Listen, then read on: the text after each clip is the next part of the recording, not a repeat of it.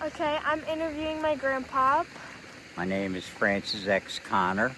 and he was in the Vietnam War. So I'm gonna be asking him questions about the Vietnam War and how he got enlisted and everything. Okay, so the first question is, can you describe how you became involved in the Vietnam War? Yes, I was in high school, graduating in 1968 from Triton Regional High School in Runnymede, and I got a draft notice from the Selective Board of Draft for the military. I had to sign up, and then I had to make a decision. I got a draft notice when I graduated, a month after I graduated in July of 1968. And I had to make a decision whether I was going to go in the Army or try to join something like the Navy, Air Force, Coast Guard. I really didn't want to go to Vietnam at the time. Nobody did. Because you seen on TV that a lot of guys were getting killed and hurt really bad over there. It was going on pretty strong. So I came, got to join the Navy. I took the test and I passed the test. So I did my boot camp up in Great Lakes in February of 1969. And after graduating from boot camp, I got orders to go to a ship in Vietnam called the USS Fire Drake AE-14. It was an ammunition ship. Everybody in my platoon in boot camp got orders for every word different except two guys. Myself and another guy from Southwest Philly went to the USS Fire Drake. And it was an old ship. It was a work ship because we had bombs of different types of bombs. You name it, we had it.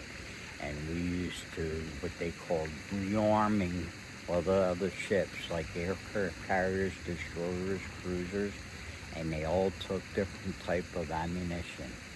The planes carried anywhere from 500-pound bombs to 1,000-pound bombs, 5,000-pound bombs, and destroyers took shells, and cruisers took big shells, and they were bombing Vietnam pretty much. It was, a work ship, constantly working. Okay, next question. What did you know about the Vietnam War before you knew you were going? Seeing a little bit on TV back in the day, they had like the news people used to have broadcasts from Vietnam, and a lot of guys were getting hurt and killed, and there was a lot of protesting at the time back here in the United States at different colleges, people protesting against the war. But that's what I kind of knew about the war, And what were your thoughts? What thoughts were going through your mind in the days leading up to your departure? I was kind of scared. I didn't want to go, you know what I mean? But I didn't want to leave home and go on the other side of the world and not knowing why thing was going to be, over there. I didn't know what to expect or why. All I seen was different, shots on TV were, wasn't nice, it wasn't good. What were your biggest fears and worries about going to the war? Getting killed and not be able to come home, or getting hurt and not, that was my biggest fear. But Navy was a little bit different. There were certain duties in the Navy where, guys were in, danger and all, but compared to some guys, I slept in a group.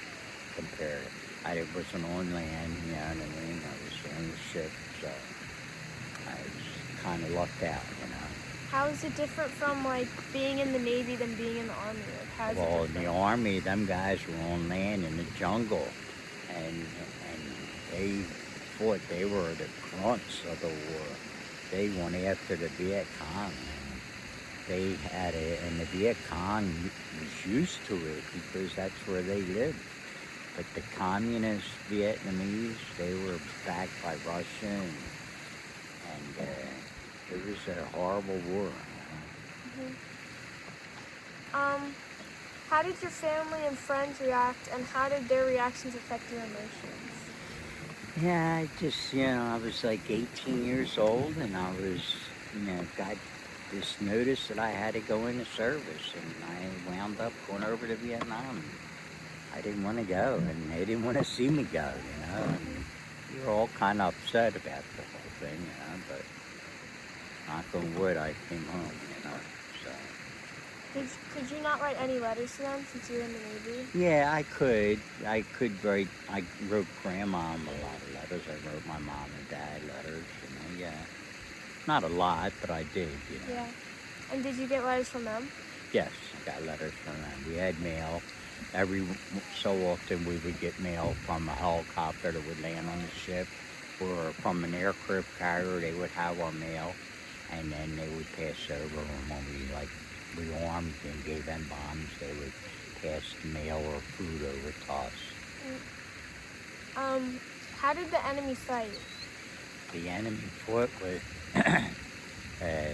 guns and knives and bombs, and then they had, that was in the jungle part, but out in the sea, out along the coast of Vietnam, like where we used to be, they used to have, the Vietnamese used to have fishing boats, and they used to go fishing.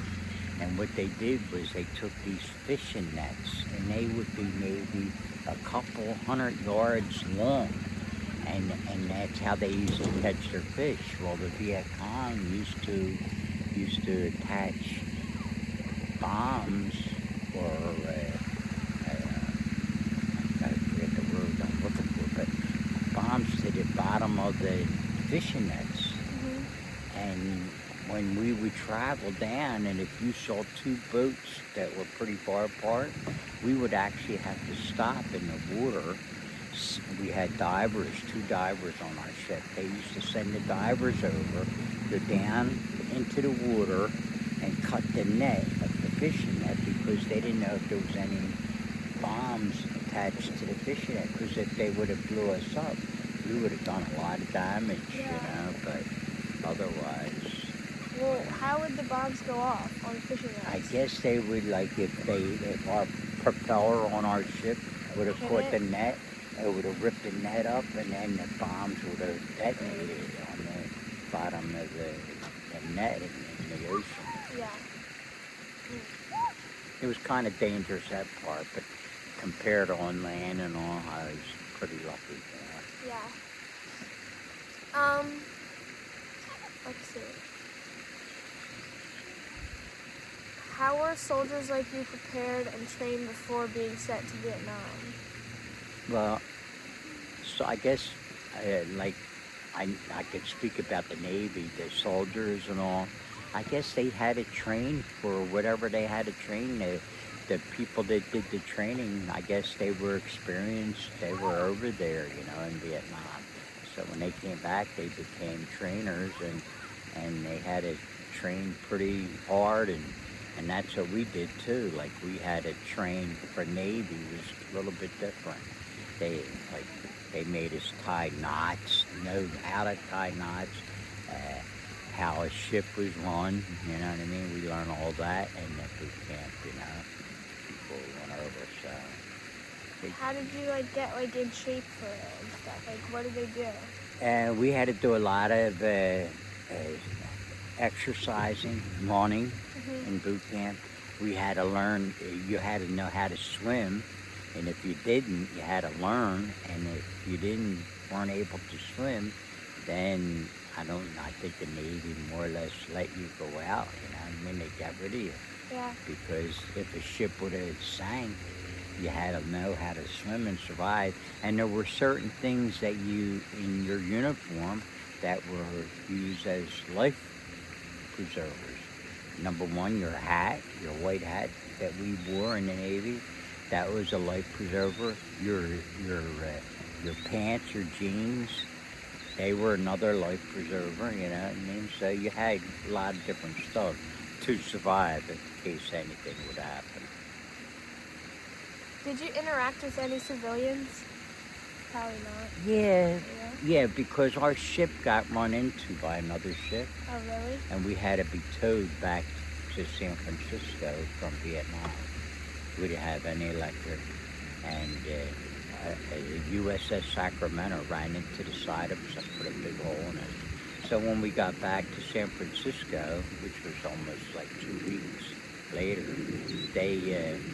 the civilians that worked at the Navy Yard in San Francisco, yeah, we used to interact with them. So, yeah, we used to talk to them. What role and responsibilities did you have during the war? My role as they used to have what they called general quarters. We really didn't bomb Vietnam. We handed the bombs to other ships. They did all the bombing. I was on it was like a supply ship, just bombs, and we supplied other ships with different type of bombs. So we really didn't shoot at Vietnam or anything.